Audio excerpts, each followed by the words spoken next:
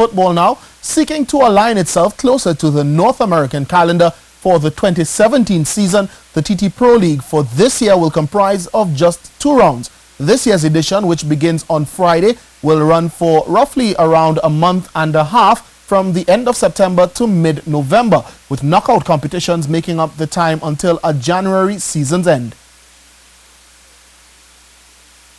This year we will have a 2-round season with 2 knockout tournaments from September to February, with the resumption set for April 2017 to revert to the April-December format. This will be done to take advantage of financial as well as competitive opportunities.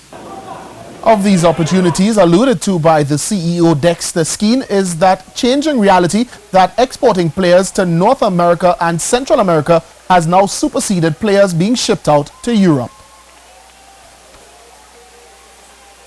Mr. Skeen revealed as well that the league is intent on going back into communities, bringing about a major shift in how the league interacts with its fans.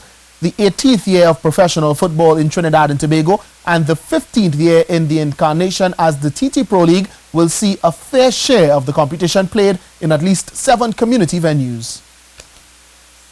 Casting memory back to the early years of Major League Soccer and the defining moment when cities and their administrations finally began to buy into the game through building soccer-specific stadia, the TT Pro League CEO drew parallels to the local competition's evolution.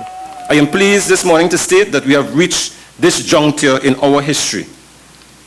The Minister, together with the Ministry, the sport company, and local government, have been in discussions and are willing to work together to upgrade football-friendly facilities, my term for soccer-specific stadia, to enhance the league's attendance and build the fan base of the clubs.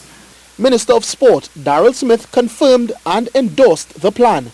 Trust me, you pitch marble down Indigo, you play hopscotch in Carnage, you could get 3,000-4,000 people coming out, willing to pay, willing to buy a jersey that they can identify with players from the area.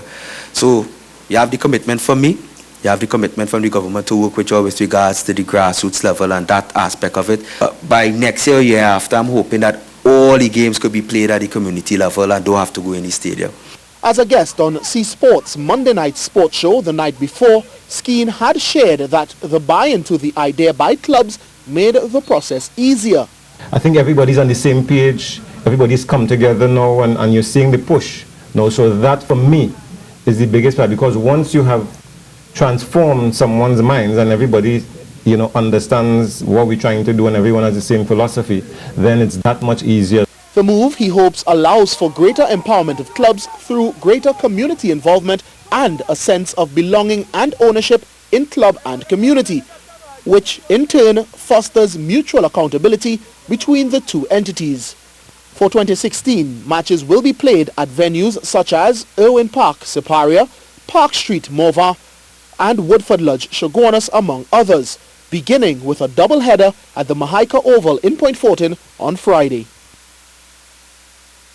On a similar note, with the budget date and the start of the TT Pro League falling on the same day, Minister of Sport Daryl Smith gave a sneak peek into the government's plan for sport. So I'll give you a little secret with regards to what's coming up in the budget.